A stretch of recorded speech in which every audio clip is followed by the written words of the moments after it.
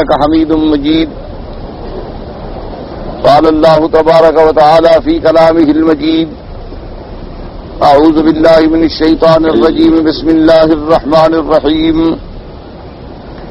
وَلَنَبْلُوَنَّكُمْ بِشَيْءٍ مِّنَ الْخَوْفِ وَالْجُوعِ وَنَقْصٍ مِّنَ الْأَمْوَالِ وَالْأَنفُسِ وَالثَّمَرَاتِ وَبَشِّرِ الصَّابِرِينَ الَّذِينَ إِذَا أَصَابَتْهُم مُّصِيبَةٌ قَالُوا إِنَّا لِلَّهِ وَإِنَّا إِلَيْهِ رَاجِعُونَ. أولئك عليهم صلوات من ربهم ورحمة وأولئك هم المهتدون. قال المؤلف والمفسر رحمه الله تعالى: أدام النفع بعلومه وعلومكم في الدارين آمين. إلى أن قال: وقال هنا بشيء من الخوف والجوع بقلیل من ذلك، یعنی بعض لوگوں پر تو اللہ نے خوف اور بھوک کو ایسے مسلط اور لازم ملزوم کر دیا کہ جیسے ان کا لباس ہو گیا. فَأَذَاقَهَ اللَّهُ لِبَاسَ الْجُوعِ وَالْخَوْفِ. لیکن یہاں فرمایا بِشَيْءٍ مِّنَ الْخَوْفِ وَالْجُوعِ، یعنی تھوڑا سا ہم نے ان پہ خوف اور تھوڑا سا ہم نے بھوک کا امتحان اتارا. وَنَقْصٍ مِّنَ الْأَمْوَالِ أَيْ ذِهَابَ بَعْضِهَا، اور کچھ مال میں سے نقصان ہوا، یہ بھی امتحان ہے. وَالْأَنفُسِ، جانوں میں سے، یعنی كَمَوْتِ الْأَصْحَابِ وَالْأَقَارِبِ وَالْأَحْبَابِ، کہ دوستوں کے اندر موت ہو گئی، رشتہ داروں میں موت ہو گئی، ساتھیوں میں موت ہو گئی، یہ بھی ایک امتحان ہے. وَالثَّمَرَاتِ أَيْ لَا تَغُلُّ الْحَدَائِقَ وَالْمَزَارِقَ عَادَتِهَا، یعنی پھلوں کے اندر نقص آ گیا. لا تو غلو مانا یعنی وہ غلہ نہ لے آئے، وہ ثمر نہ لے آئے باغ اور زمینیں جو لاتی تھیں. مثلا یعنی پہلے زیادہ آتا تھا، مثلا 1 لاکھ کا پھل بک جاتا تھا، پھر نقصان ہو گیا تو اب 10,000 کا بکا. قال بعض السلف فكانت بعض النخيل لا تثمر غير واحدة، اور بعض سلف نے فرمایا کہ ایسے ہے کہ جیسے بعض کھجوریں جو ہیں، چونکہ اس زمانے میں کھجوروں کے زیادہ باغ تھے تو ان میں سے بعض پہ پھل نہ آیا، بعض پہ پھل آ گیا. وَكُلُّ هَذَا وَأَمْثَالُهُ مِمَّا يَخْتَبِرُ اللَّهُ بِهِ عِبَادَهُ فَمَنْ صَبَرَ أَصَابَهُ وَمَنْ قَنَطَ أَحَلَّ بِهِ عِقَابَهُ. اب مفسر فرماتا ہے کہ اسی طرح اور اس جیسی اور بھی مثالیں ہیں جن سے اللہ تبارک و تعالیٰ اپنے بندوں کا امتحان لیتی ہیں. فَمَنْ صَبَرَ، جو ان مصائب پہ صبر کر گیا اللہ اس کو ثواب دیتے ہیں، اور جو ان مصائب کے آنے پر لا امید ہو گیا اور کفران نعمت میں بڑھ گیا اللہ اس پر اپنا عذاب اتارتے ہیں. تو اس لیے ہمیشہ ایک بات یاد رکھ لیں اور سمجھ لیں، انشاءاللہ تبارک و تعالی اللہ کی رحمت سے یعنی بات سمجھنے میں آسانی ہوگی کہ یعنی دنیا کے اندر یہ سنت اللہ ایک جاریہ ہے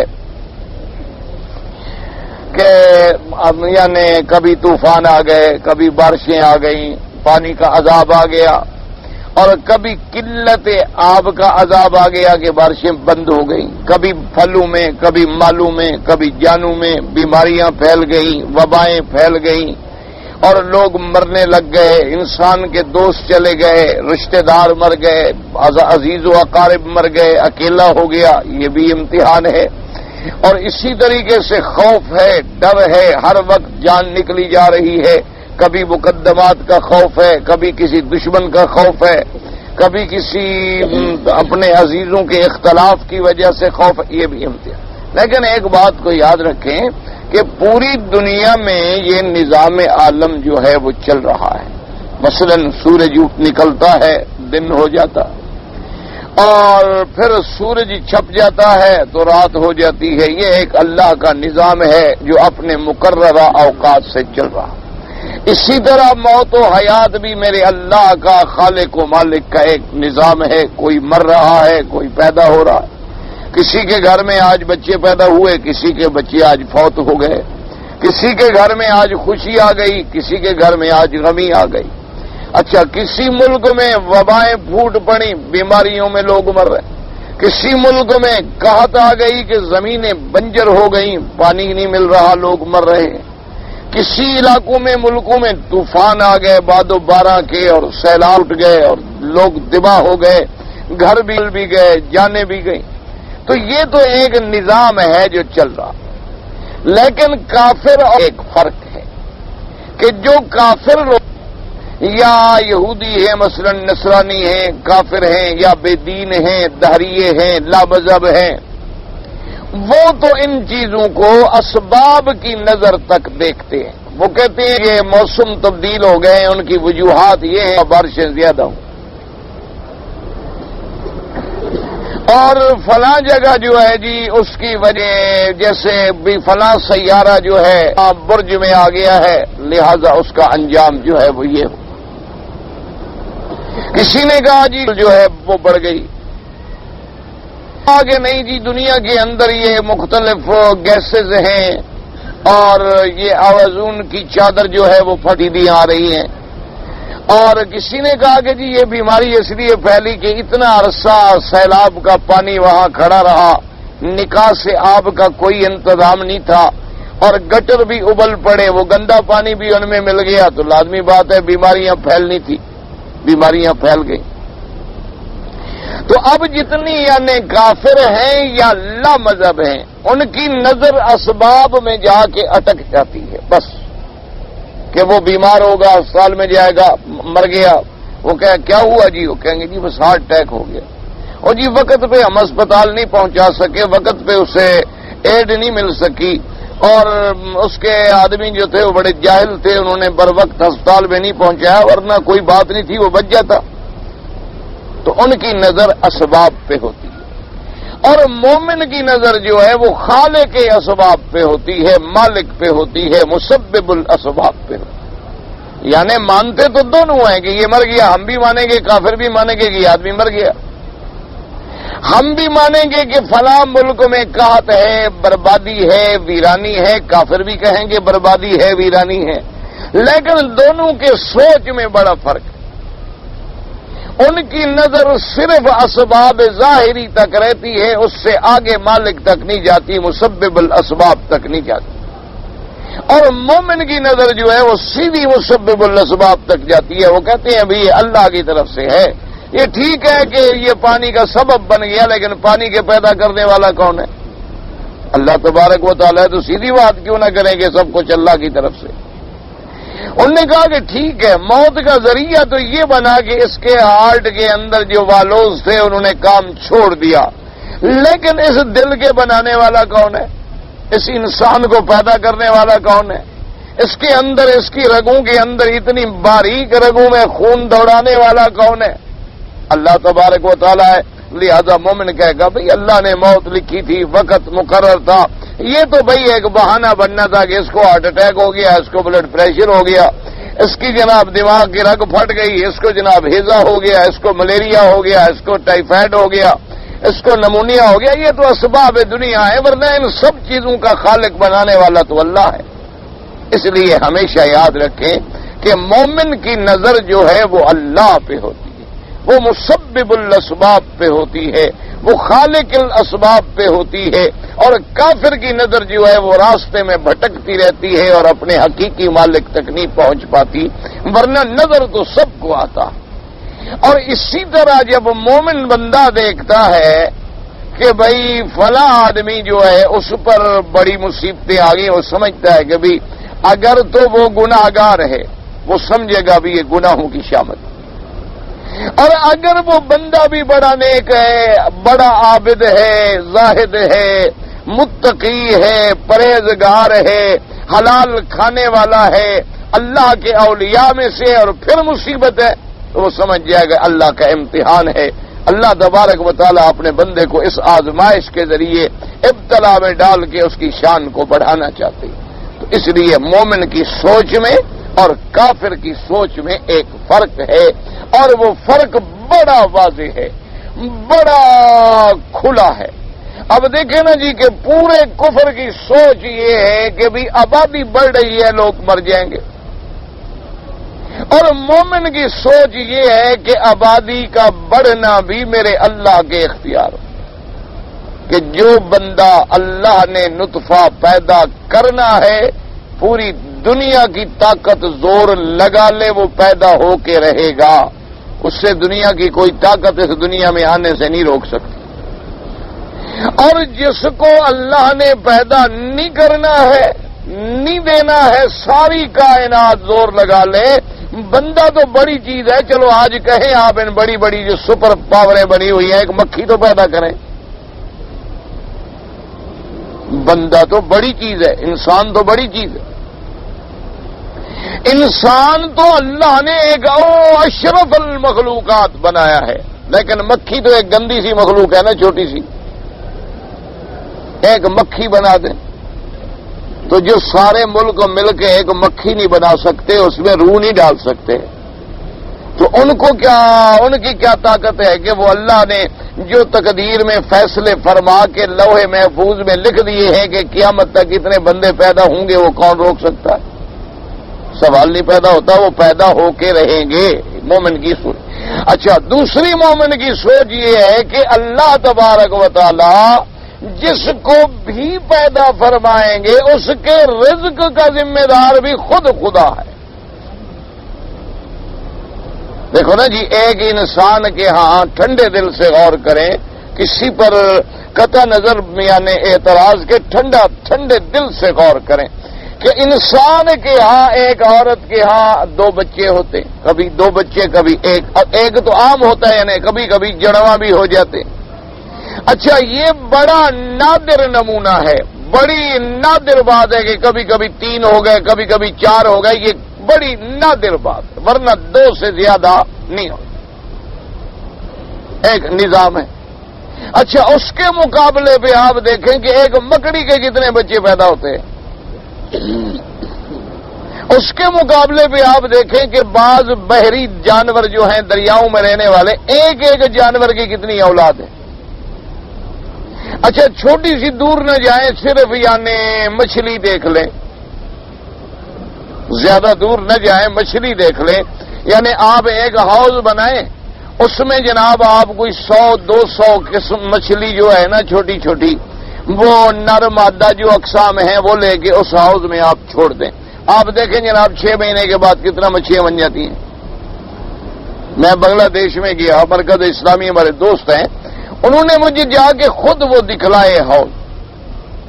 انہوں نے مدرسے کچھ بنائے ہیں بچیوں کے لیے، ایسی بچیاں جو لاوارث ہوتی ہیں، یعنی لوگ اسپتالوں میں پھینک دیتے ہیں، سڑکوں پہ پھینک دیتے ہیں، اور وہ عیسائی لوگ جو ہے اٹھا کے لے جاتے ہیں، ان کی تربیت کرتے ہیں، جب بڑی ہوتی ہیں تو لوگ عیسائی بنا دیتے ہیں، یہودی لے جاتے ہیں، یہودی بنا دیتے ہیں، ہندو لے جاتے ہیں، ہندو بنا دیتے ہیں۔ تو ان مسلمان نوجوانوں نے، ہمارے ساتھی ہیں، دوست ہیں، انہوں نے کوشش کی کہ ہم کچھ ایسے ادارے قائم کریں کہ جتنی ہم سے ہو سکتا ہے کم از کم ہم تو ان بچیوں کا ایمان اسلام بچائیں۔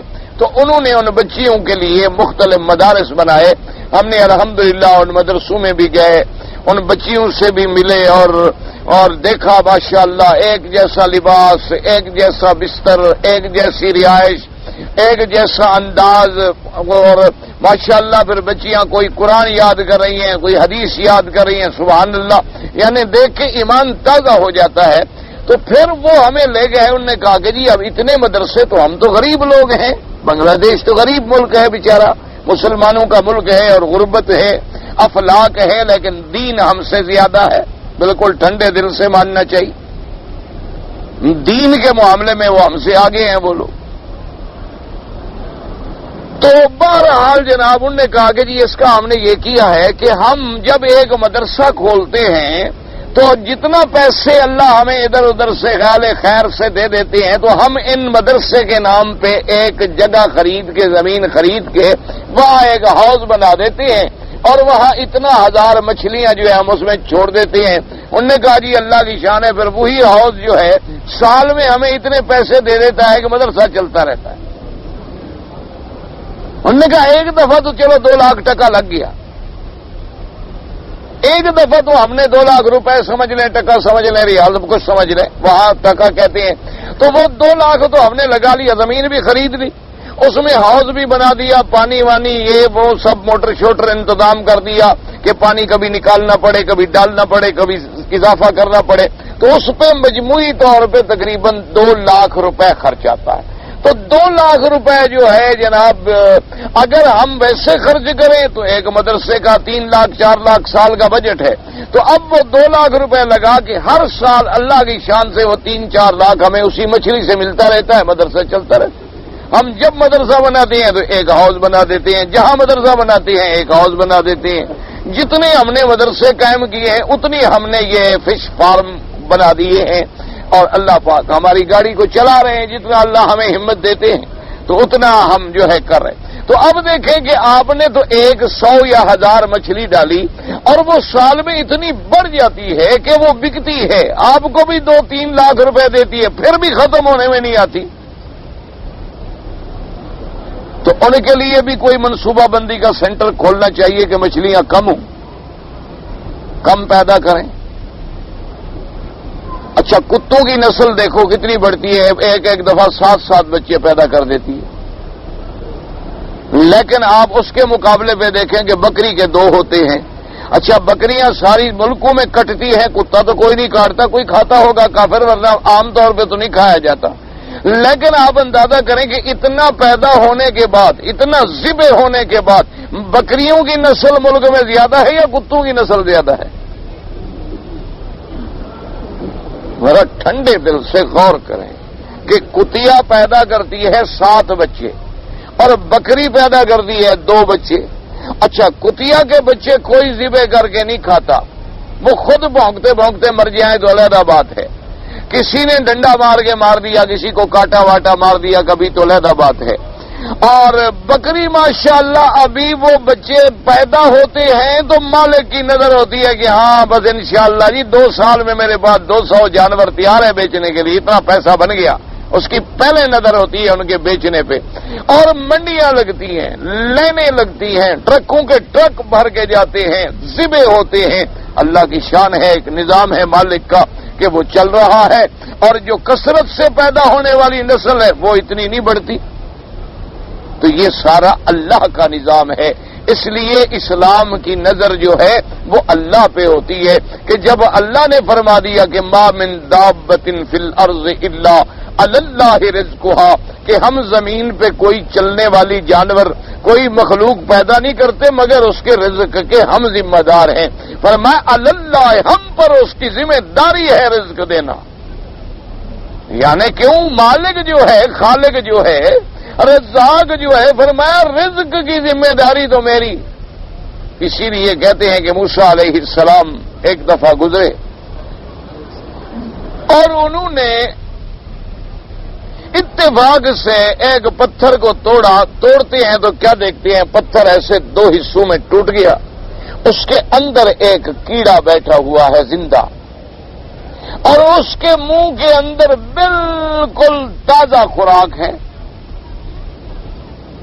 خدا کی شان, بالکل تازہ خوراک. اور جب دیکھا تو انہوں نے کہا فتبارک اللہ, اللہ تیری شان بہت بڑی بلند ہے, باقی تو ہی رزاق ہے. اب اس پتھر کے اندر جو کیڑا ہے اس کو رزق پہنچانے کے لیے کون سا بندہ پہنچا سکتا ہے اگر تو نہ پہنچائے؟ آپ دیکھ لیں, دریاؤں کے جانور ہیں, ان کو رزق کون پہنچاتا؟ چلو ڈالفن مچھلی کو تو تم ڈال لیتے ہوگے, لیکن کہاں 1 2 4 5 10 20 50 اسٹیشنوں پر پورے سمندر میں انہیں کون رزق دیتا؟ پرندے ہواؤں میں ہیں, صبح جاتے ہیں خالی پیٹ جا رہے ہیں, واپس آتے ہیں پیٹ بھر کے آ رہے ہیں. لیکن فرق ہے, ایک جانور ہے وہ سارا سال, جیسے چیونٹی دیکھو کتنا چھوٹا سا جانور ہے, سارا سال اپنا رزق اور ذخیرہ جمع کرتا رہتا ہے, مجالے کسی دوسرے کو دے. چیونٹی نے کبھی کسی دوسرے کو دیا؟ میرے خیال میں ہمارا مولوی طبقہ بھی اسی سے کوئی سبق سیکھا ہوا ہے. وہ بھی اکٹھا کرنا جانتا ہے, دینا موت ہے ان کے لیے.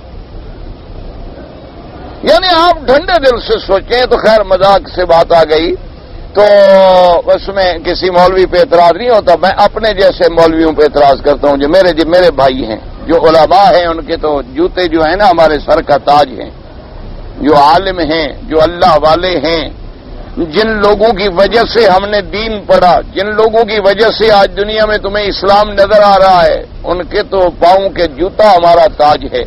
میں جب بھی کسی مولوی کی بات کرتا ہوں نا، مراد ہوتا ہے حلوائی مولوی، حلوے پہ بکنے والا، عرس پہ بکنے والا، 11ویں کے دودھ پہ بکنے والا، یہ ان مولویوں کی بات ہوتی ہے، علماء کی بات نہیں ہوتی۔ اللہ معاف کرے، اللہ پاک ان کی شان میں ہماری زبانوں کو محفوظ رکھے کہ ہم کوئی توہین کریں۔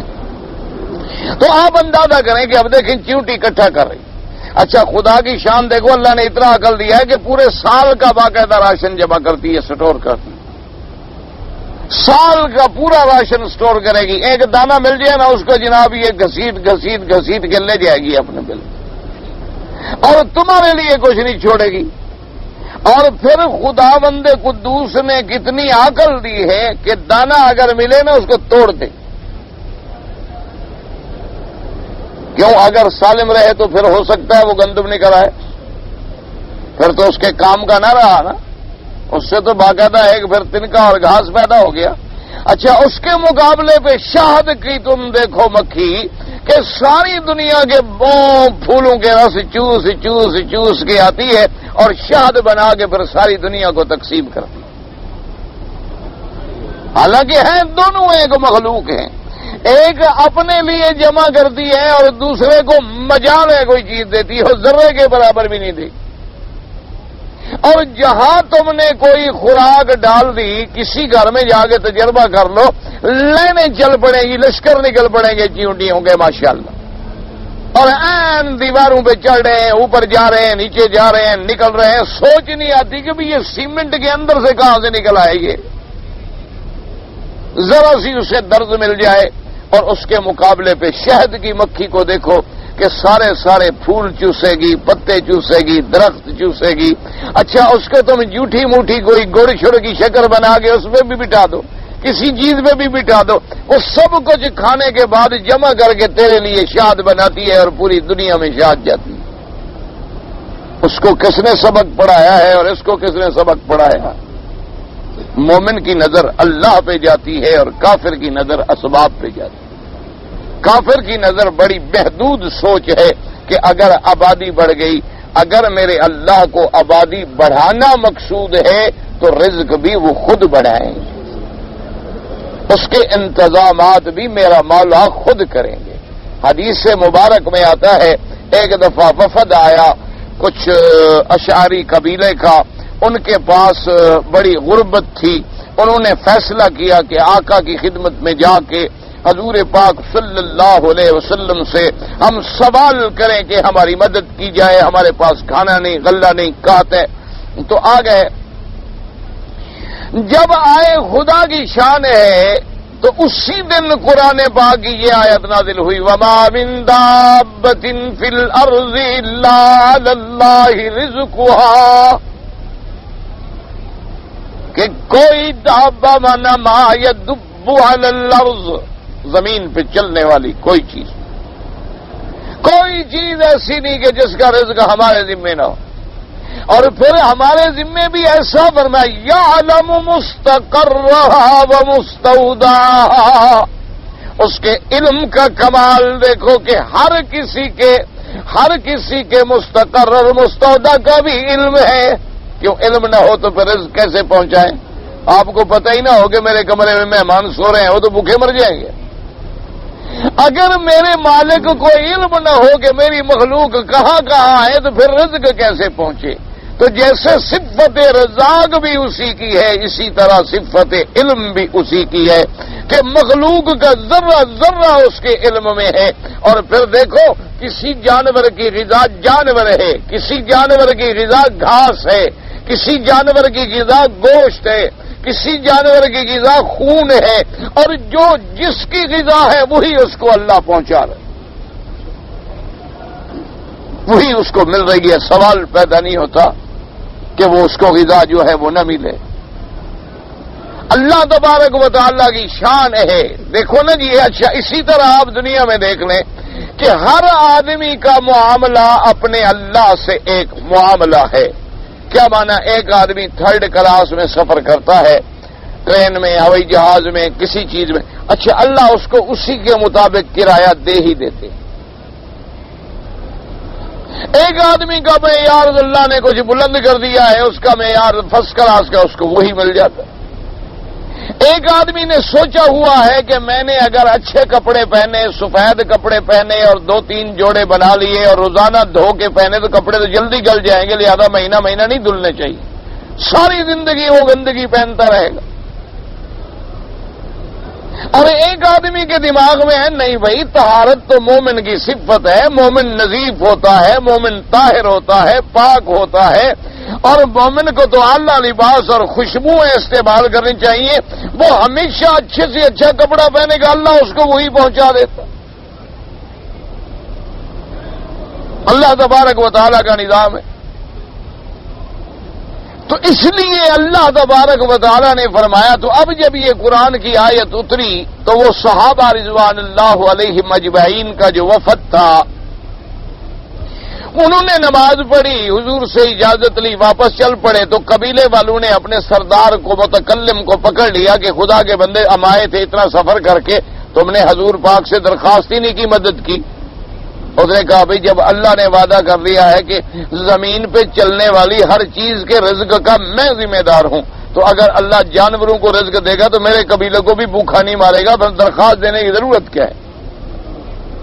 جب اللہ نے قرآن میں وعدہ فرما دیا۔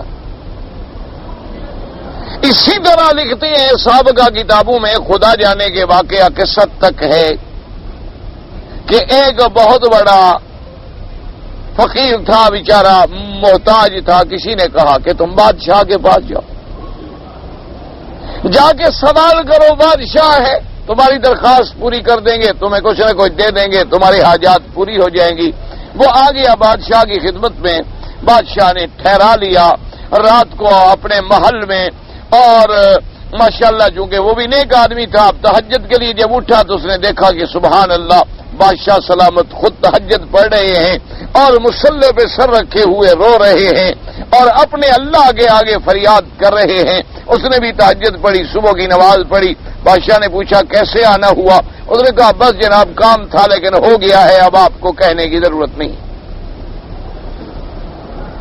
بادشاہ نے کہا عجیب آدمی ہوں، آ گئے رات میرے پاس ٹھہرے، اور اس کے بعد کیا تمہارا کام تھا بھی بتلاؤ ہم کو۔ تو نے کہا جناب میں نے رات دیکھ لی ہے، جس بادشاہ سے آپ مانگ رہے تھے ہم بھی اسی سے مانگ لیں گے، پھر جب آپ بھی مانگتے ہیں تو پھر کیا ضرورت ہے آپ سے؟ انہوں نے کہا آپ بھی تو مانگتے ہیں نا، آپ بھی تو کسی سے مانگ ہی رہے تھے نا، تو جس سے آپ مانگ رہے تھے ہمیں سبق مل گیا، ہم بھی اسی سے مانگیں گے، آپ سے ہم نہیں مانگتے۔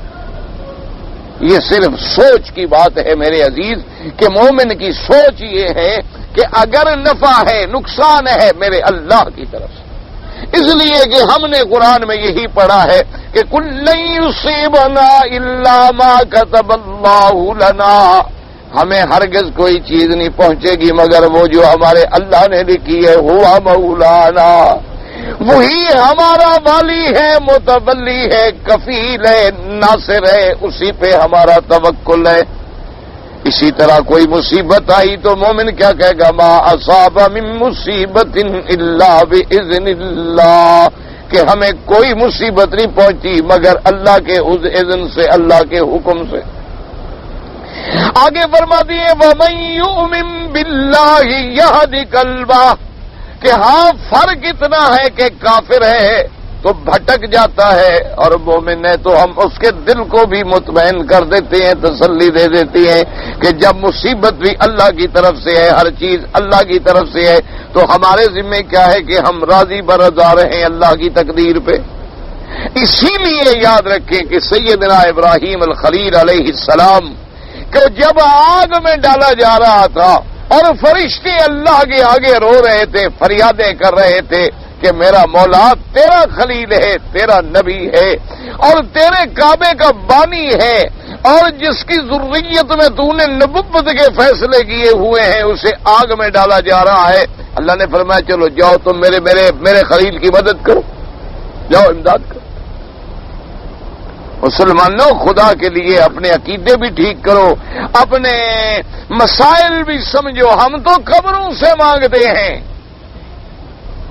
جہاں سے ہمیں کچھ ملتا بھی نہیں، اور یہ بھی آنکھوں سے دیکھ رہے ہیں کہ وہ جب خود قبر میں چلے گئے، جن کے اوپر خود مٹی آ گئی، جو اپنی زندگی کا ایک سانس بھی نہیں بڑھا سکے، وہ ہمیں کیا دیں گے؟ ایک دن جو اپنی زندگی میں اضافہ نہیں کر سکے، وہ ہماری زندگی بڑھا دیں گے؟ ایک دن جو اپنا دنیا میں رہنے کے لیے نہیں بڑھا سکے، اپنے وقت مقرر پہ موت آ گئی، نہ آگے ہوئی نہ پیچھے ہوئی، اور وہ خود قبر میں جانے کے بعد اللہ تبارک و تعالیٰ کے محتاج، دنیا میں بھی اللہ کے محتاج اور قیامت میں بھی اللہ کے محتاج، ہم تو ان کو جا کے پکارتے ہیں۔ اور ہمیں تو اگر کوئی چھوٹی موٹی کرامت کوئی نظر آ جائے تو سبحان اللہ، اللہ تبارک و تعالیٰ معاف کرے، ہم تو سارا گھر بار بیوی بچے لٹا دیتے ہیں کہ جی یہ تو بڑا پہنچا ہوا فقیر ہے،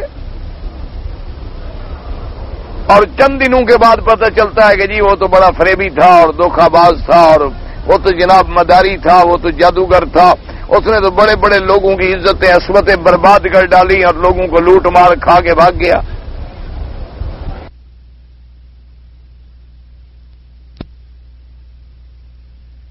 موٹی مخلوق نہیں،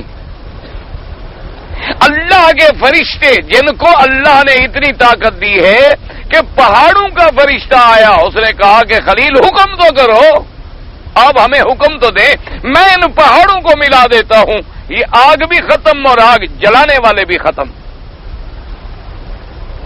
ابراہیم الخلیل نے فرمایا کہ لا حاجت لی الیک، جاؤ، مجھے تمہاری تو کوئی ضرورت نہیں، میں نے کہا تھا آؤ میری مدد کرنے کے لیے، بلایا میں نے تم کو، میں نے کوئی ملائکہ کو نعرے لگائے ہیں، میں نے کوئی تمہیں پکارا ہے کہ یا جبریل مدد کر، یا علی مدد کر، یا پیر۔ اللہ کے بندے ہیں، اللہ کے فرشتے ہیں، اللہ کے حکم کے بغیر ہم آ ہی نہیں سکتے تھے، ہم اگر آئے ہیں تو اللہ کے حکم سے آئے ہیں، لیکن تم ہماری مدد نہیں چاہتے ہو، ٹھیک ہے، لیکن چلو اپنے اللہ سے تو مانگو، اللہ سے تو مانگنا ٹھیک ہے نا، اس سے تو مانگنا چاہیے، تم تو چپ کر کے بالکل تیار بیٹھے ہو، خوش بیٹھے ہو، آگ میں جانے کے لیے انتظار میں بیٹھے ہو کہ کب یہ دھکا دیتے ہیں، خدا سے تو مانگ لو۔ حضرت ابراہیم ہنس پڑے، فرمایا جبریل ایک بات تو بتاؤ۔ جبریل نے کہا پوچھیے، انہوں نے کہا یہ آگ جل رہی ہے، اللہ کو علم ہے؟ انہوں نے کہا ہاں جی ہے۔ انہوں نے کہا یہ بھی علم ہے کہ مجھے یہ جلانا چاہتے ہیں؟ انہوں نے کہا ہاں جی یہ بھی علم ہے۔ انہوں نے کہا یہ بھی علم ہے کہ کیوں جلانا چاہتے ہیں، کیا میرا جرم ہے ماں سوائے توحید کے؟ بھئی میں نے ان کا کیا بگاڑا ہے، ان کی کوئی زمینیں لے لی ہیں، ان کے کوئی رقبے چھین لیے ہیں، ان کی کوئی جائیدادوں میں حصہ مانگا ہے، ان کی بادشاہت میں نے مانگی ہے، ان سے میں نے کیا مانگا ہے؟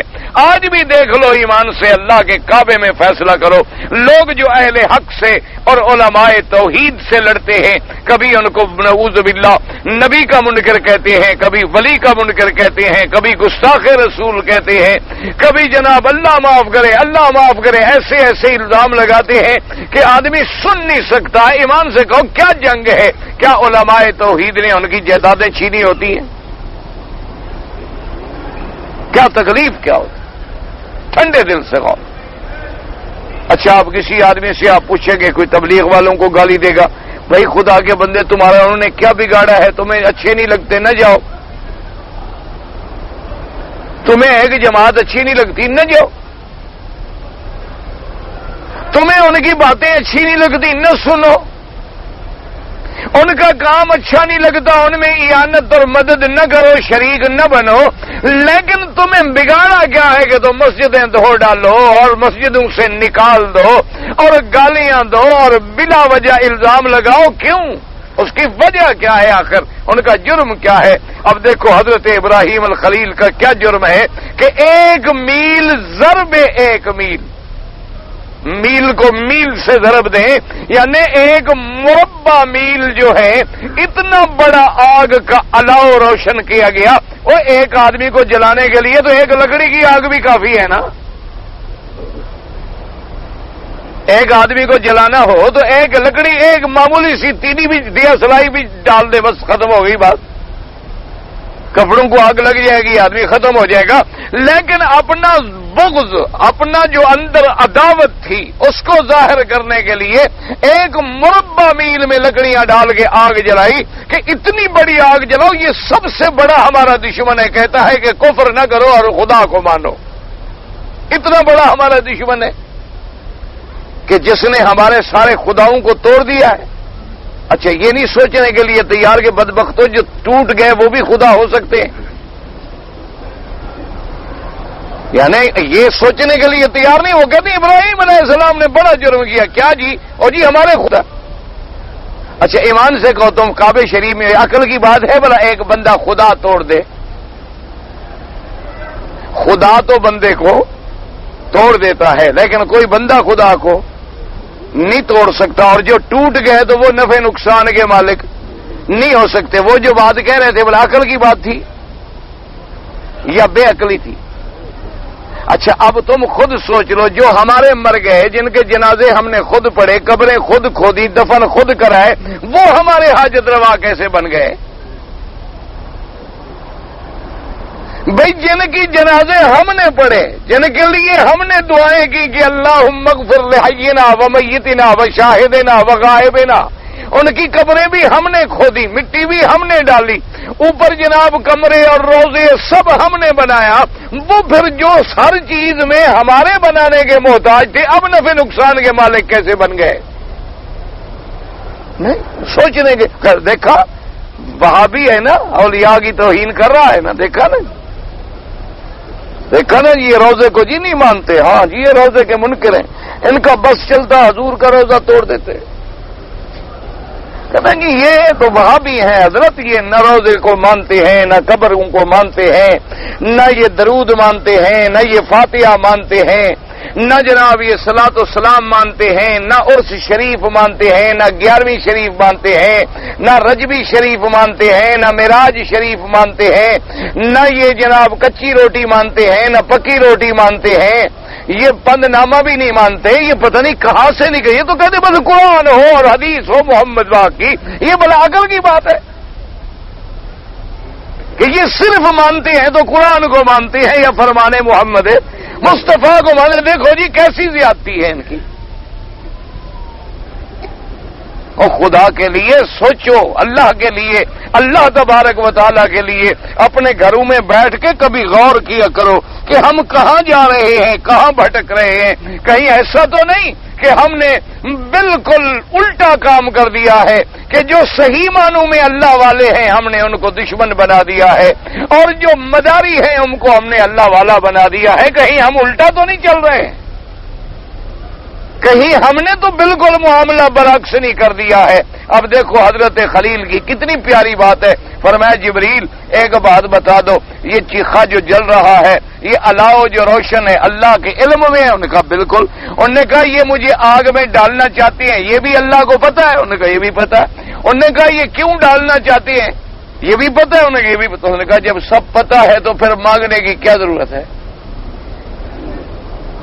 دروازہ تو میں اس کا جا کے کھٹکھٹاؤں نا جس کو پتہ نہ ہو کہ باہر دوست ہے یا منگتا ہے. بھئی دروازہ کھٹکھٹایا جاتا ہے اور اندر والے کو پتہ نہیں ہوتا کہ میرا دوست آیا ہوا ہے یا کوئی فقیر ہے بھیک مانگنے آیا ہوا ہے. لیکن جس کو پتہ ہو تو پھر کیا ہے؟ پھر تو بس ذرا سی بات ہے، دروازے خود بخود کھل جاتے ہیں. بلکہ میں آدمی دروازے پہ نوکر کھڑے کرتا ہے کہ میرا مہمان آ رہا ہے، میرا مہمان ہے. وہ جناب جب آئے گا کھول نہیں، کہتے نہیں یار باہر کھڑے ہوں، جب آئے گا تکلیف ہوگی انہیں. وہ سر کیا تکلیف ہوگی؟ آئے گا 1 منٹ میں کھول. کہتے ہیں نہیں یار بڑے بے وقوف آدمی ہو، میرا بڑا پیارا آدمی آ رہا ہے، باہر کھڑے ہو جاؤ، دروازہ کھول لو. بس جوں آئے نا بس فوراً اندر لے آؤ، 1 منٹ نہ لگے. اللہ فرماتا ہے کہ جبریل یہ میرا خلیل ہے. ایسے تو نہیں میں نے خلیل بنا دیا نا، کسی اور کو بھی تو میں خلیل کا لقب دے دیتا. یہ میرا خلیل ہے، اس سے کچھ نہ کہو. ہمیں پتہ ہے جب خلیل ہمارے سوا کسی سے مانگنا نہیں چاہتا تو ہم بھی اس کے انتظام کرنے کے لیے خود کافی ہیں. اسے آگ میں جانے تو دو، آگ جانے میں جانوں. بس جو میرے آقا حضرت سیدنا خلیل علیہ الصلوۃ والسلام کا بدن مبارک منجنیق سے جدا ہوا، آگ کی طرف نکلا اور حکم قلنا یا نار کونی بردن وسلاما علی ابراہیم. اللہ نے فرمایا پھر میں نے خود حکم جاری کر دیا، فرشتوں کو بھی نہیں بھیجا. میں نے یہ نہیں کہا کہ جبریل تم جا کے آگ کو ٹھنڈا کرو، میں نے یہ حکم نہیں دیا کہ فلاں فرشتوں تم جا کے آگ کو ٹھنڈا کرو، بلکہ فرمایا چونکہ آگ کا خالق بھی میں ہوں، پھر ہم نے حکم بھی خود دیا ہے، اور حکم بھی ایسے دیا کہ بردن وسلامن علی ابراہیم، کہ ٹھنڈی بھی ہو جا اور اتنا ٹھنڈی بھی نہ بن جانا کہ کہیں زمہریر بن جاؤ اور میرے ابراہیم کو سردی لگے. وہ تو بغیر کپڑوں کے تیرے اندر مہمان ہو رہا ہے، اس کا تو لباس بھی کوئی نہیں، وہ بھی ظالموں نے اللہ کے لیے اتار لیا ہے. اس لیے یاد رکھو کہ توحید کی دعوت دینے والوں تمہیں مار پڑے تو شکر کیا کرو. اللہ کے راستے میں جب تمہیں مار پڑے، تمہیں تکلیفیں پہنچیں، تمہیں دکھ آئے تو اللہ کا شکر ادا کیا کرو کہ الحمدللہ اللہ نے ہمیں اپنے انبیاء کی سنت پوری کرنے کی توفیق دی ہے.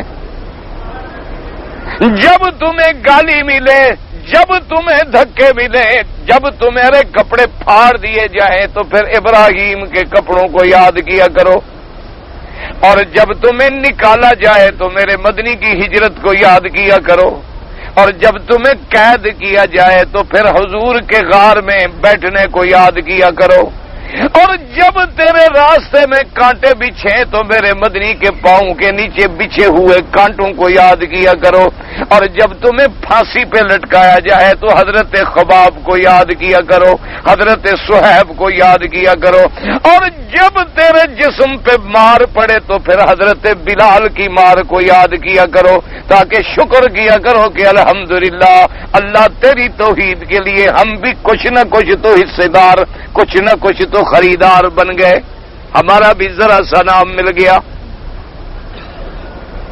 اس لیے اللہ تبارک و تعالیٰ کی شان ہے کہ جتنا اللہ کا نظام ہے، یاد رکھو جتنی مخلوق آئے گی رزق کا ذمہ دار بھی میرا اللہ ہے. تم کون ہو رزق دینے والے؟ تم کون ہو منصوبہ بندیاں کرنے والے؟ تم کون ہو نظام عالم پہ نظر رکھ کے کنٹرول کرنے والے؟ وہ وقت انشاءاللہ دور نہیں ہے، تم تو عالم کو کنٹرول کرنے کا فکر کر رہے ہو، اور ہم تیرے ٹکڑے ٹکڑے ہونے کی تصویریں دیکھ رہے ہیں اپنی آنکھوں کے سامنے. تمہیں اس سرخ ریچھ کا حشر یاد نہیں ہے؟ تمہیں اس ظالم کا حشر یاد نہیں ہے کہ جس نے 70 سال تک اپنے ملک میں اللہ کی اذان بلند نہیں ہونے دی، مسجدوں پہ تالے ڈال دیے، قرآن کے داخلے بند کر دیے، دین کو جرم قرار دے دیا گیا، لیکن میرے اللہ نے جب توڑنا چاہا تو چند داڑھیوں والوں نے جہاد کر کے ان کے منہ پہ ایسا تھپڑ مارا کہ آج ملک کا نام بھی باقی نہیں. تم پھر اہل حق کو پھر چھیڑنا چاہتے ہو، تم پھر دنیا پہ اس لیے تم چاہتے ہو کہ پوری دنیا کے رزق کے تم ٹھیکیدار ہو، پوری دنیا کی آبادی کے کنٹرول کرنے کے تم ٹھیکیدار ہو، اور ہم تو بالکل ایسے دیکھ رہے ہیں اور واضح ہمیں نظر آ رہا ہے کہ تیرے تو اللہ اتنے ٹکڑے کرے گا کہ گنے بھی نہیں جائیں گے، تمہاری داستان تک بھی نہ ہوگی داستانوں میں. کب سے کوئی رزق کا ٹھیکیدار بن گیا، کوئی بچے پیدا کرنے کا ٹھیکیدار بن گیا، کوئی جناب منصوبہ بندیوں کا ٹھیکیدار بن گیا، کوئی جناب اولاد کے ضبط کا اور اس کے حمل کا اور اس کے اسقاط کا. خدا کا خوف کرو، اللہ تبارک و تعالیٰ کی قوتوں کو اور قدرتوں کو اور فیصلوں کو دنیا کی کوئی طاقت نہیں روک سکتی ہے، نہ روک سکی تھی، نہ روک سکتی ہے، نہ آئندہ روک سکے گی. ہمارا ایمان ہے، اور فرق اتنا ہے کہ تم اسباب کی دنیا میں کھوئے ہوئے ہو اور ہماری نظر الحمدللہ باوجود گناہگار ہونے کے بھی اللہ پر ہے کہ سارا نظام جو ہے میرے اللہ کا ہے. مصیبت آتی ہے تو اسی کی جانب سے، سکھ آتا ہے تو اسی کی جانب سے، دکھ آتا ہے تو اسی کی جانب سے، امتحان آتے ہیں تو اسی کی جانب سے. لیکن فرق ہے کہ مومن کو جب صبر کرے گا اللہ ثواب دے گا، اور جب کفر کرے گا اللہ عقاب دے گا. اور اللہ تبارک و تعالی ہمیں بھی اس بات کو صرف سمجھنے کی توفیق دے. میرے پاک نبی نے کتنی پیاری دعا سکھلائی ہے.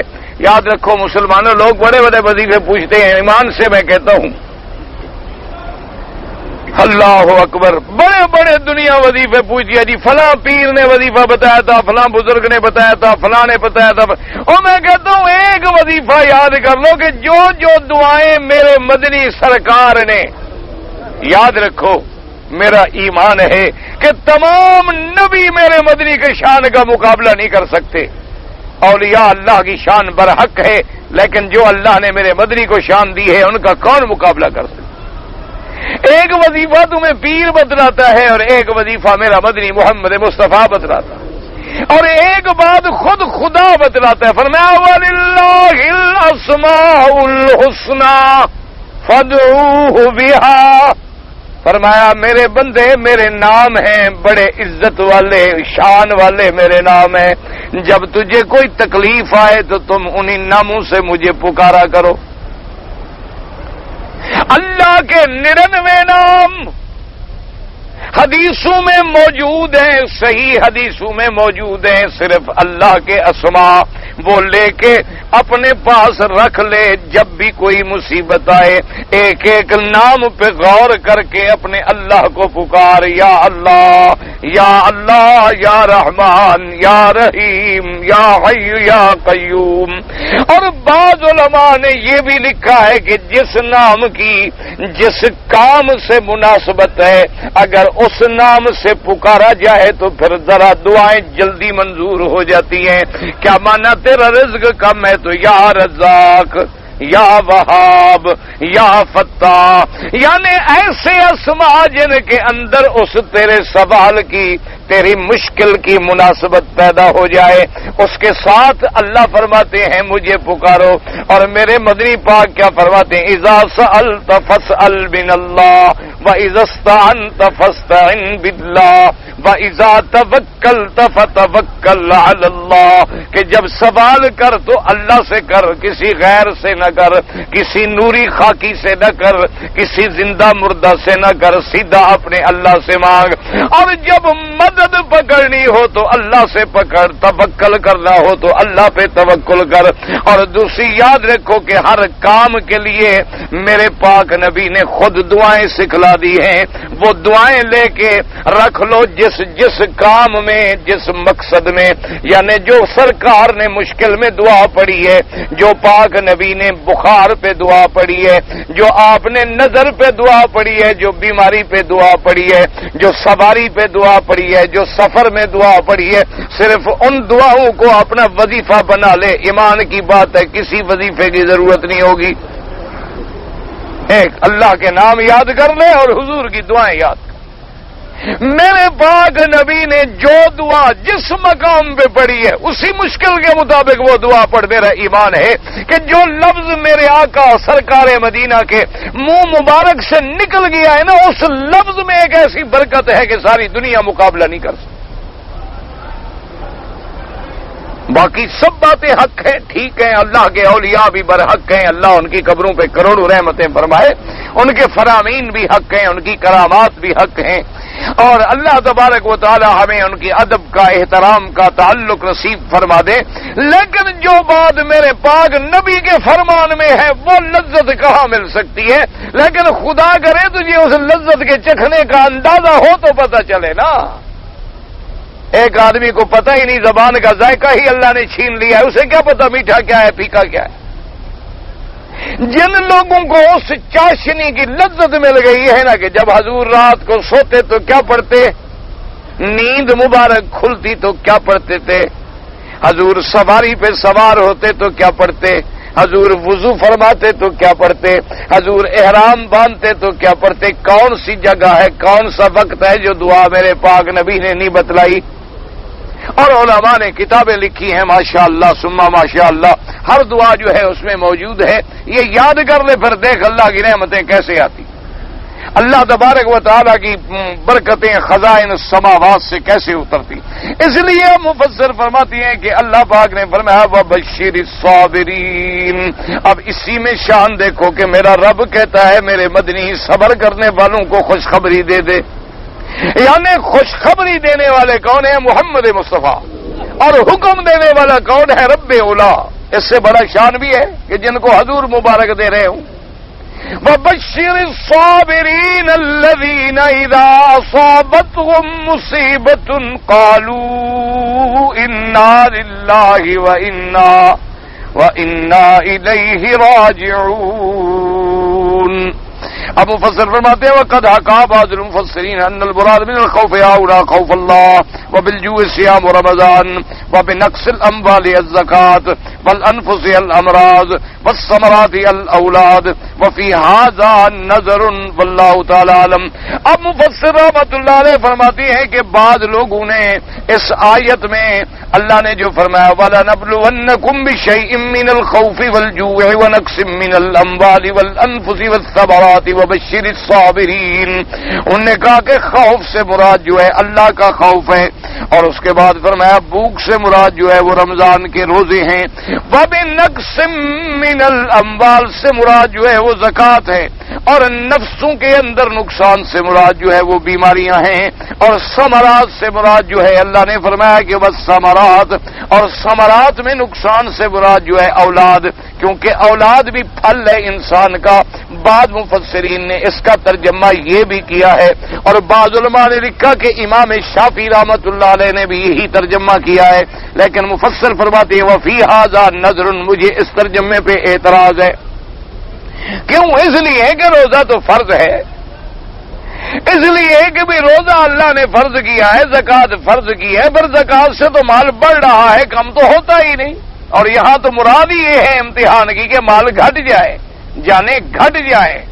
اور اللہ تبارک و تعالیٰ روزے کے اندر بھی اللہ نے صحت رکھی ہے، اللہ نے عافیت رکھی ہے، اللہ نے برکات و صبرات رکھے ہیں، تو اس لیے مفسر رحمۃ اللہ علیہ فرماتے ہیں کہ بعض لوگوں نے جو تفسیر کی ہے مجھے ان کی اس تفسیر پر جو ہے بھی ھذا نظر، اصل بات وہی ہے کہ یہ آیت ہے امتحان کے بارے میں، کہ کبھی ہم خوف ڈال دیتے ہیں، کبھی ہم قحط ڈال دیتے ہیں، کبھی باغوں میں ہم ثمر کم کر دیتے ہیں، تو یہ سارا امتحان ہوتا ہے، اور بندے جو امتحان پہ راضی ہوتے ہیں ان کو ہم ثواب دیتے ہیں، اور جو بندے ناراض ہوتے ہیں، انکار کرتے ہیں، ناشکری کرتے ہیں، ان پر ہم اپنا عذاب دیتے ہیں۔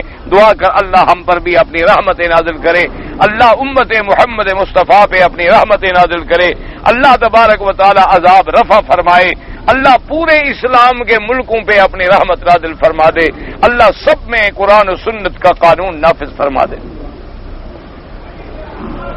بھائی میں نے کل بھی عرض کر دیا تھا کہ جائیداد کے لین دین پہ جو کمیشن لوگ کرتے ہیں، اگر دونوں فریقین کو بتا دیا جائے تو جائز ہے۔ اب ایک بات کتنی دفعہ آپ پوچھیں گے؟ ایک ہی سوال اگر روز تم لکھ کے بھیجتے رہو تو میں کیا کروں؟ اگر بفرض محال کبھی کوئی بات کا اطمینان نہ ہو، سمجھ نہ ہو، تو مجھے آ کے مل لو، مجھے آ کے خود سمجھاؤ کہ تمہارے پوچھنے کا پتہ نہیں کوئی اور مقصد ہو۔ لیکن شرط یہی ہے کہ آدمی اگر مثلا جیسے اب یہاں عرب میں بھی ہیں باقاعدہ دکانیں ہیں، باقاعدہ ان کے پاس دفتر ہیں، ریکارڈ ہیں، آپ کہیں گے جی مجھے مکان چاہیے، وہ کہیں گے جی ٹھیک ہے ہم آپ کو ڈھونڈ دیتے ہیں، اور میں کہوں گا جی مجھے مکان بیچنا ہے، وہ کہیں گے جی آپ اپنے کاغذات مکان کے ہمارے پاس رکھ دیں، ہم گاہک تلاش کریں گے، لیکن جب بک جائے گا پھر آپ ہمیں اتنی معاوضہ دیں گے۔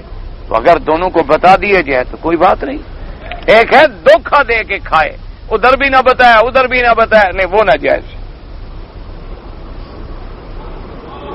کہتا ہے جی کہ اگر مثلا میں نے بازار سے ایک مال نقد خریدا، مثال کے طور پہ 1000 روپے، پھر میں نے کسی دوسرے کو ادھار پہ دے دیا 1200 روپے میں، جائز ہے؟ بالکل جائز ہے۔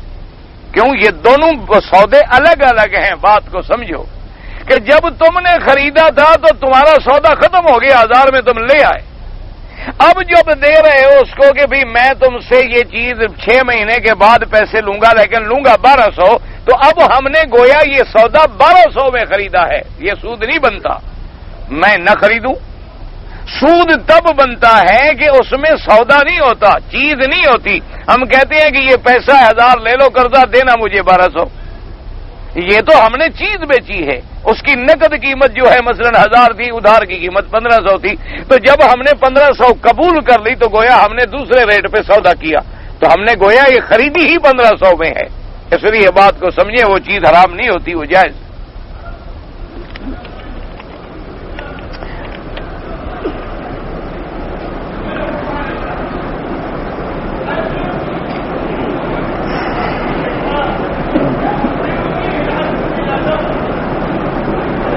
کہتا ہے جی میں گزشتہ سال 120 کلومیٹر یہاں سے دور رہتا ہوں، حج کے لیے آیا تھا، لیکن میں نے حج تو کر لیا، طواف زیارت بھی نہ کیا اور صفا مروہ بھی نہ کیا اور واپس چلا گیا۔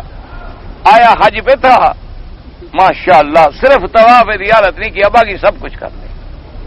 وہ خدا کے بندے، جب طواف زیارت ہی نہیں کیا تو حج تو مکمل نہ ہوا۔ طواف زیارت جب تک آدمی نہ کرے وہ تو حلال نہیں ہوتا، وہ یعنی اپنی بیوی اس میں حلال نہیں ہوتی۔ تو اس لیے خدا کے لیے کچھ کوشش کیا کرو، حج پہ آنے سے پہلے مسئلے پوچھا کرو۔ یہ نہیں کہ غلطی کر کے گھر چلے گئے، 1.5 سال کے بعد ایک عالم ملا، اس سے میں نے مسئلہ پوچھا، اور پھر 1.5 سال کے بعد اب پتہ نہیں تمہیں صحیح مسئلہ یاد بھی ہے کہ نہیں ہے، پتہ نہیں تم طواف زیارت کس کو کہتے ہو یہ بھی پتہ نہیں۔ اچھا پتہ نہیں تم نے جاتے ہوئے طواف الوداع کیا ہو، تم تو کہو گے طواف الوداع تو میں نے کیا تھا، طواف زیارت نہیں کیا، مسئلہ بدل گیا۔ کیونکہ کوئی طواف بھی ہو جائے تو وہ اس کے کیا مقام ہو جائے گا کہ طواف زیارت جو تمہارے دل میں فرض موجود ہے۔ اس لیے ہمیشہ یاد رکھو، ہمارے ہاں سب سے بڑی غلطی یہ ہے کہ ہمارے حاجی حج پہ آتے ہیں، ہمارے لوگ عمرے پہ آتے ہیں، لیکن مسئلہ سمجھ کے نہیں آتے، مسئلے کی تیاری کر کے نہیں آتے، جب یہاں آ جاتے ہیں غلطیاں ہوتی ہیں، بعد میں پھر ناراض ہوتے ہیں۔ تو اصول یہ ہے کہ مسئلہ پہلے پوچھ۔ اب بہرحال حل یہ ہے کہ طواف زیارت کرو فوراً اسی نیت سے جو رہ گیا ہے، اور اس کے بعد صفا مروہ دوڑو حج کی جو رہ گئی ہے، اور اس کے بعد استغفار بھی کرو، اور ویسے ایک بکری دم دے دو، یہ کم سے کم بات ہے، ورنہ اگر بیوی تھی اور ملتے رہے تو بعض ائمہ کے نزدیک تو ایک بدنہ دینا پڑتا ہے، یعنی ایک اونٹ ذبح کرو۔ اتنا بڑا مسئلہ ہے، یہ بڑا سخت مسئلہ ہے، کوئی معمولی سی بات نہیں ہے یہ، پہلے مسئلے پوچھے کرو پھر عمرے پہ آئے۔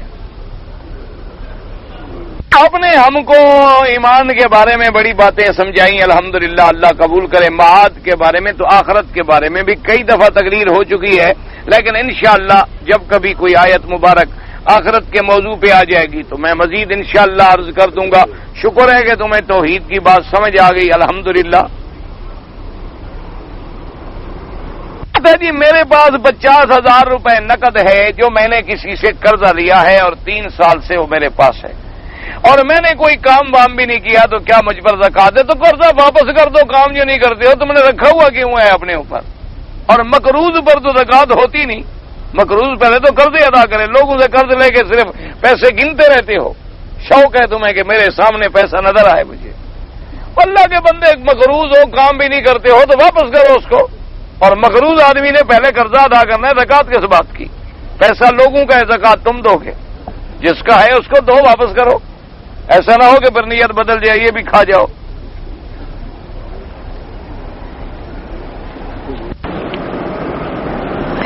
ایک آدمی مولوی صاحب نے کہا تقریر میں کہ ابتدائی اسلام میں بعض دفعہ لوگ جو تھے وہ بغلوں میں بت چھپا کے کھڑا ہوتا تھا جب نماز پڑھتا تھا۔ غلط بات ہے، کس نے بتایا؟ جو مسلمان تھا وہ پکا مسلمان تھا۔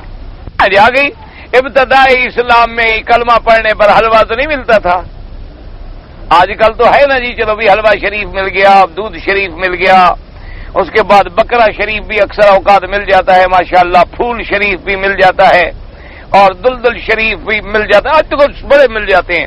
اس زمانے میں تو جو کلمہ پڑھتا تھا حضور کا مار پڑتی تھی، پتھر پڑتے تھے، آگ پہ لٹایا جاتا تھا، اس وقت جھوٹ بولنے کی کیا ضرورت ہے کہ بت چھپا کے کھڑا ہو؟ کچھ عقل کی بات بھی تو کرو نا، کیوں بت چھپائے؟ منافقت کی تو ضرورت تب ہوتی ہے جب اسلام میں طاقت ہو اور لوگ ڈر کے مارے اسلام میں کھڑے ہوں اور اندر بت بھی رکھے ہوں۔ اسلام تو خود غریب تھا، اسلام تو کمزور تھا، صحابہ کو مارا جاتا تھا، ان کو مکے سے نکالا گیا، حبشہ بھیجا گیا، ہجرت پہ بھیجا گیا، اور جب حضور مدینے گئے تو پھر وہاں مقابلہ یہودیوں سے تھا۔ بت پرست تو یہودی تھے نہیں، یہودی تو بت پوجتے نہیں تھے۔ تو اس لیے ایسی باتیں لوگوں نے بنا رکھی ہیں، جو بات غلط ہے وہ غلط ہے۔ باقی رفع یدین کے بارے میں بھی احادیث موجود ہیں، نہ کرنے کے بارے میں بھی موجود ہیں۔ اللہ دونوں کی نمازیں قبول و منظور فرمائے، اور اللہ ہمیں جھگڑوں سے بچائے، اللہ پاک ہمیں فتنوں سے بچائے۔ ایک عجیب سی بات ہوئی ہے کہ ہندوستان کے زمانے کا واقعہ پرانا، جب انگریز لانتی کا دور تھا، تو اس ملون کا دور تھا، اس کا کوئی جج تھا، اس کے مولوی جو تھے نا جی آپس میں لڑ پڑے مسجد میں۔ میرے مولوی اکثر اللہ ہدایت دے، ان کی مسجدوں میں بھی لڑائی ہو جاتی۔ ایک مولوی نے خیر بڑی عجیب بات کی، میں نے کہا یار کچھ خدا کا خوف کیا کرو، تم لوگ مسجدوں میں بھی لڑتے ہو۔ انہوں نے کہا جی اور ہمارے پاس کوئی گھر ہے کہ ہم وہاں جا کے لڑیں؟ ان کا لوگوں کے پاس تو گھر ہوتے ہیں، زمینیں ہوتی ہیں، جائیداد ہوتی ہے، وہاں لڑتے ہیں۔ ہمارے پاس ہے تو یہی مسجد، رہیں گے بھی یہیں، لڑیں گے بھی یہیں، مریں گے بھی یہیں، کہاں جائیں؟ میں نے کہا بھی بات تو خیر اس کی بھی ٹھیک ہے بیچارے کی۔ وہ کہتے ہیں اور ہمارے پاس جگہ کوئی ہے؟ اگر ہم خوش رہیں گے تو یہی رہیں گے، کبھی غم ہوگا تو یہی ہوگا، کبھی جھگڑا وگڑا ہوگا تو یہی ہوگا، اور ہمارا گھر ور تو ہے کوئی نہیں۔ تو خیر اللہ انہیں بھی بچائے، اللہ ہمیں بھی بچائے لڑائی سے۔ تو مولوی اس بات پہ لڑ پڑے کہ آمین زور سے کہنی چاہیے یا آمین ایسا کہنی چاہیے، اس پہ لڑائی ہوگی، جھگڑا ہوگی، اللہ تبارک و تعالیٰ معاف کرے۔ خیر جناب وہ مقدمہ چلتے چلتے چلتے چلتے بڑی کورٹ میں پہنچا جج کے سامنے، تو بعد نے کہا کہ آمین بالسر ہے، ایسا کہنی چاہیے، اور بعض مولویوں نے دلائل دیے کہ نہیں آمین بالجہر ہے، زور سے کہنی چاہیے۔ تو اس نے آخر میں فیصلہ لکھا کہ بھی آج دونوں پارٹیاں میرے پیش ہوئیں، بعض نے آمین بالجہر پہ دلائل دیے اور بعض نے آمین بالسر پہ دلائل دیے۔ گو میں کافر ہوں، ان کے مذہب کو نہیں سمجھتا، لیکن دلائل سننے کے بعد میں اس نتیجے پہ پہنچا ہوں کہ یہ جہر والے بھی سچے ہیں اور سر والے بھی سچے ہیں، اصل یہ شر والے غلط ہیں۔ اس نے کہا جو ایسا پڑھتے ہیں ان کا بھی ٹھیک ہے، جو زور سے پڑھتے ہیں ان کا، جو جھگڑا کرتے ہیں غلط ہے، لہذا دونوں کو جیل بھیجا جائے، سزا دی جائے، کیونکہ اسلام میں دونوں کی گنجائش موجود ہے، جہر کی بھی سر کی بھی، لیکن شر کی گنجائش نہیں ہے۔ لہذا اللہ پاک ہمیں شر سے بچائے۔ الحمدللہ کوئی زور سے کہتا ہے الحمدللہ، کوئی ایسا کہتا ہے الحمدللہ، کوئی رفع یدین کرتا ہے الحمدللہ، کوئی نہیں کرتا الحمدللہ۔